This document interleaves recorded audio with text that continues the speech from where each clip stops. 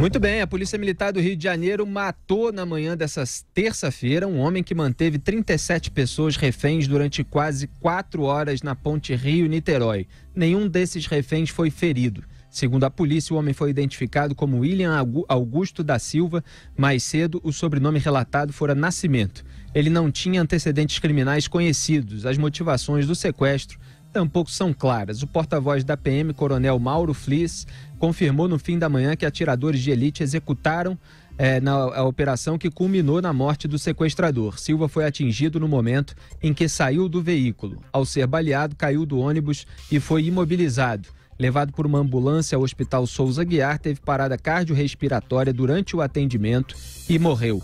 O corpo do sequestrador sofreu 6 perfurações, 2 no tórax, outras no antebraço direito, perna esquerda e braço esquerdo. Aliás, eu estava lendo há pouco as notícias a respeito e não se sabe exatamente quantos tiros pegaram nele, porque as perfurações podem duplicar o número de tiros, porque elas podem perfurar na parte da frente e a mesma bala sair na parte de trás. Então, o governador do Rio, Wilson Witzel, chegou à ponte Rio-Niterói de helicóptero e comemorou com socos no ar e punho cerrado a operação policial. A gente tem o vídeo, pode soltar, Robson.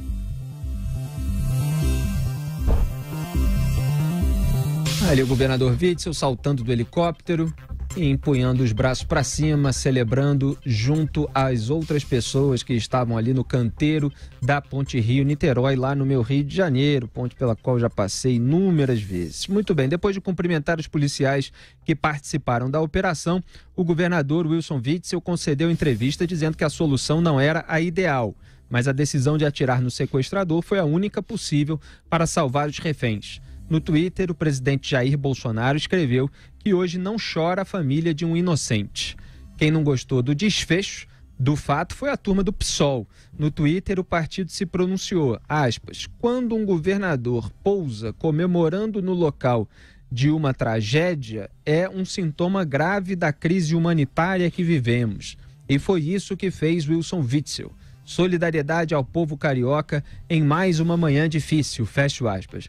A deputada Sâmia Bonfim, também do PSOL, disse na mesma rede social, aspas, comemora uma tragédia como se fosse uma partida de futebol. Wilson Witzel é um sociopata, fecho aspas. Foi o que disse a deputada do PSOL, Sâmia Bonfim. Augusto Nunes, aliás, houve depois uma entrevista, eu queria pegar aqui a declaração do Witzel, porque ele explicou a comemoração. É o seguinte, ele disse, abro aspas, algumas pessoas estão dizendo que comemorei a morte. Não, comemorei a vida. Naquele momento estava feliz por ver a atuação dos PMs. E a população que estava ali ao redor estava agradecendo que as vítimas tinham sido poupadas. Eu celebrei a vida. Em nenhum momento vou manifestar alegria pela morte de quem quer que seja. Fecho aspas. Acho que a declaração dele está muito boa para essa situação. A comemoração, é óbvio que esse pessoal do PSOL tenta explorar politicamente, mas é isso, depois de um tempão em que um sequestrador mantém refém, a polícia consegue executar o sequestrador salvando todas as vidas, isso não é motivo para se comemorar? Por que não? Porque houve o assalto há, criminalidade há. A gente tenta, de todas as maneiras, evitar com que ela aconteça. Agora, quando ela acontece, se as vidas são salvas, é claro que é um motivo de celebração. Eu não vejo nenhum problema nisso. É claro que isso não é toda uma política de segurança pública. Isso é uma situação muito específica. Sequestrador com reféns, no momento em que ele saiu do veículo, é natural que a polícia, em qualquer lugar do mundo, não queira deixar o sequestrador voltar para o veículo e ameaçar novamente a vida das pessoas. Então, colocou o pezinho ali fora, tomou um tiro, vários, né, como mostram aí as 6 perfurações, a gente não sabe quantos exatamente, e pronto, já não ameaçou mais a vida das pessoas. É claro que é um alívio para todo mundo, Augusto. Evidente, para não dizer que eu estou comparando a realidade com ficção, eu sugiro a esse pessoal que veja documentários sobre casos semelhantes para ver que tipo de desfecho pode ter um caso desses. Só podia ser esse. Agora, o governador tem razão, ele está celebrando a vida. Vamos lá, quando os soldados israelenses livraram a todos os passageiros, com exceção de um, se não me engano, que estava em Entebbe, ditador era o Idi Amin, uns sequestradores palestinos levaram um avião para lá e o exército, as forças armadas israelenses conseguiram uma façanha admirável, que foi chegar a fazer o percurso entre Israel e o país do Idi Amin, onde eles estavam lá na pista do aeroporto, e depois num barracão, eram dezenas de israelenses sequestrados, eles conseguiram levar de volta todos, menos uma passageira que tinha sido hospitalizada, e eles pousaram em Israel vibrando, depois de terem matado os sequestradores. Qual é o problema? Qual é o problema? Quer dizer, só a solidariedade entre bandidos pode explicar esse tipo de reação. Quer dizer, eles estão preocupados porque um companheiro bandido, que é sequestrador e protagonizou um ato terrorista, isso é terrorismo.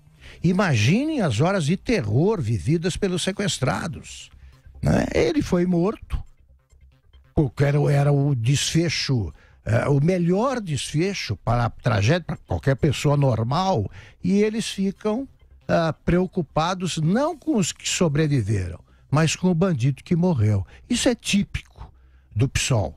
Isso é típico. Eles também condenariam as comemorações dos soldados israelenses.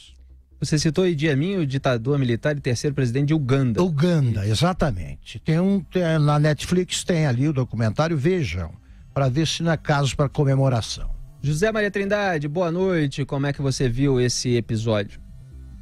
Muito boa noite a todos. Olha, foi uma manhã de expectativa no Rio de Janeiro e mais uma manhã de terror, por que não dizer, no Rio de Janeiro, e uma comprovação de que o Brasil paga muito caro por não cuidar da saúde mental. Isso aí é um caso também de saúde mental. Ele não tinha, não era um assalto, ele não tinha antecedentes, mas visivelmente oferecia sim risco aos que estavam dentro do ônibus, normal.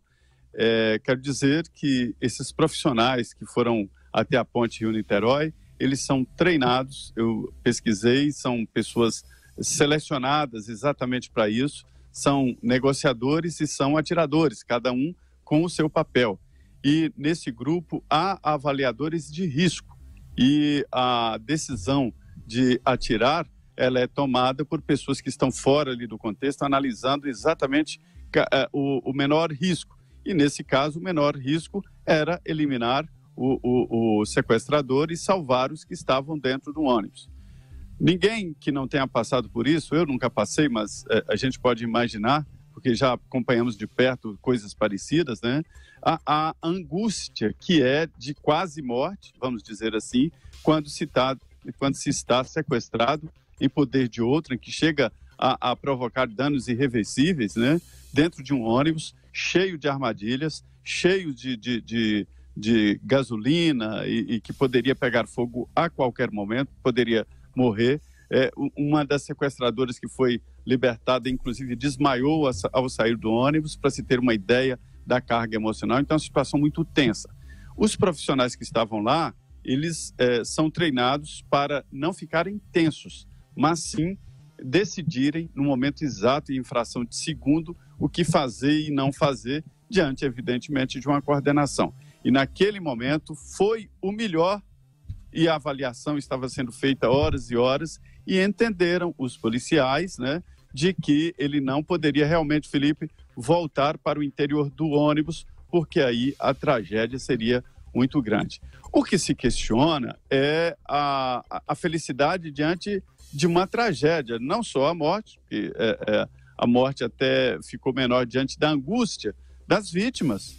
Ele deixou vítimas. Os que estavam dentro do ônibus não morreram, mas foram vítimas, pais de família. Veja bem, um dos que acabou alertando a polícia ligou para a mulher dele, e a mulher dele sabia do problema. Imaginem os familiares de todos os que estavam dentro do ônibus. Então foi uma tragédia completa, que acabou em uma morte, mas que poderia ser várias, mas que deixou vítimas. Essas pessoas estão traumatizadas e alguns, e aí depende, eu aprendi na minha vida da história da força da resiliência, alguns mais, outros menos, vão resolver esses problemas, outros vão ficar com medo de entrar em ônibus durante um bom tempo, ou talvez o resto da vida. Para se ter uma ideia do tamanho de uma tragédia assim.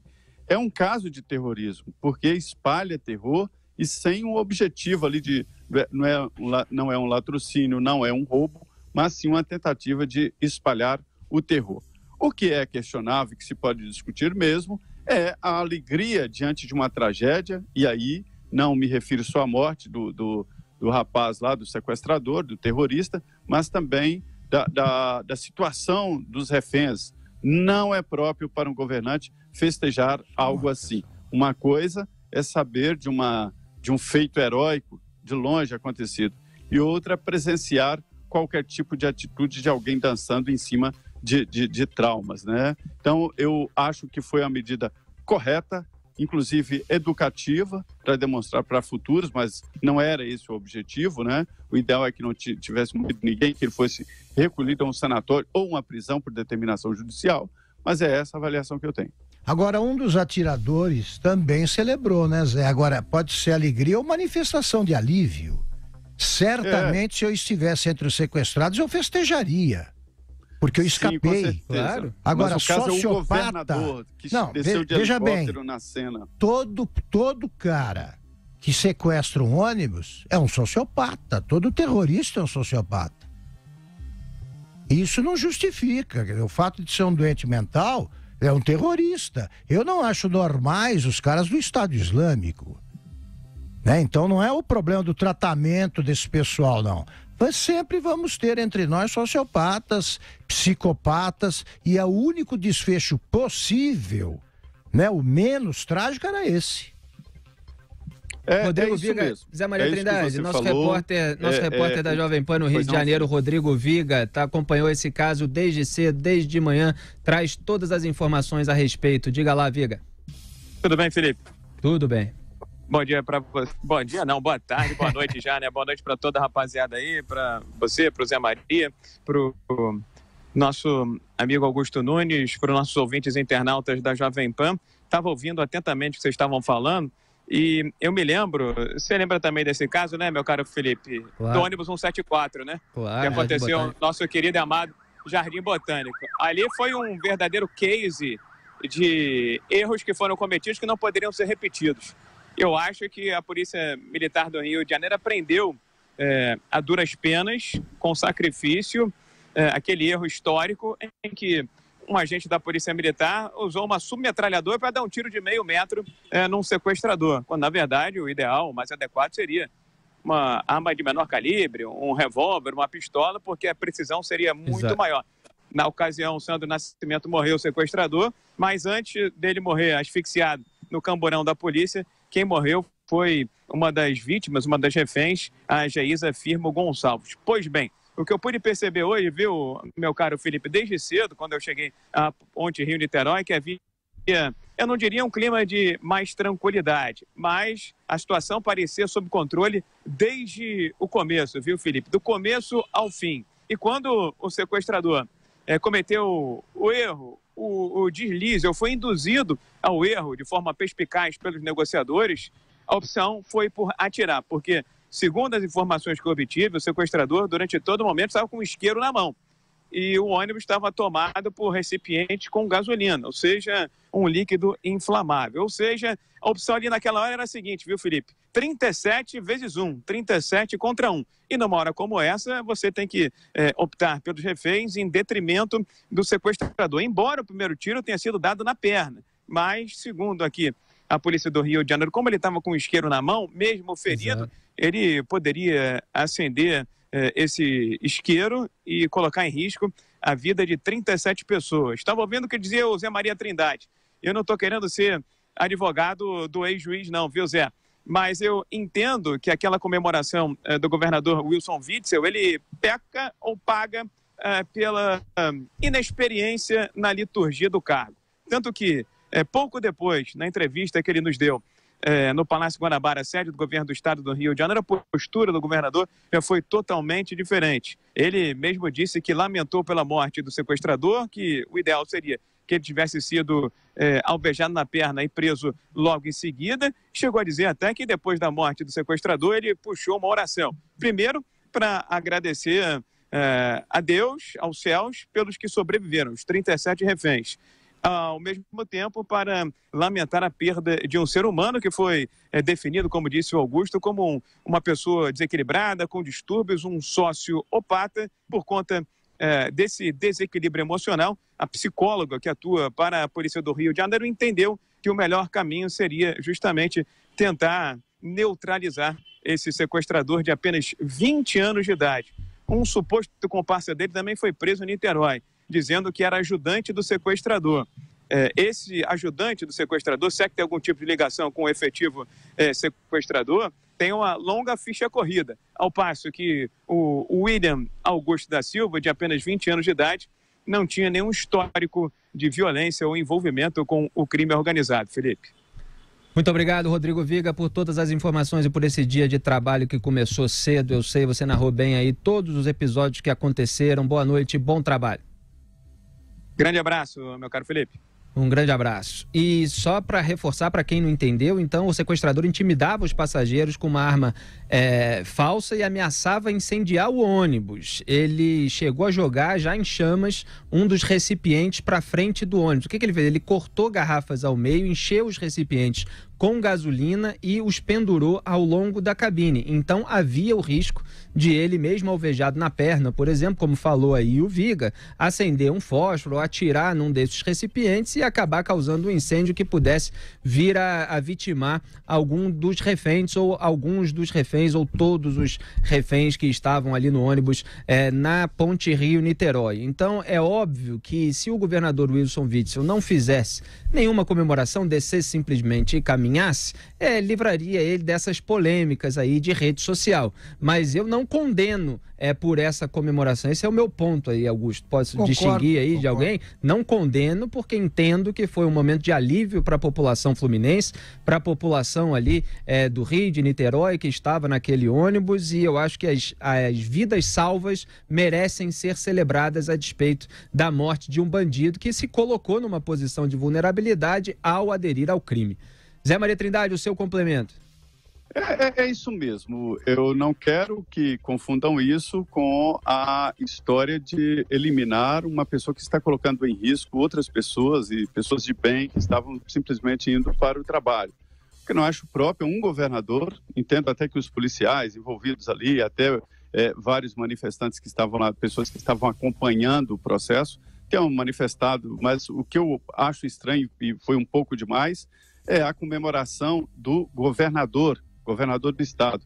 E isso é tão verdade que depois, pensando melhor, ele até recuou e disse que até fez a oração e que não teria comemorado. Enfim, foi uma decisão precisa, estudada e, como disse o Viga, o Rio de Janeiro aprendeu com a tragédia anterior.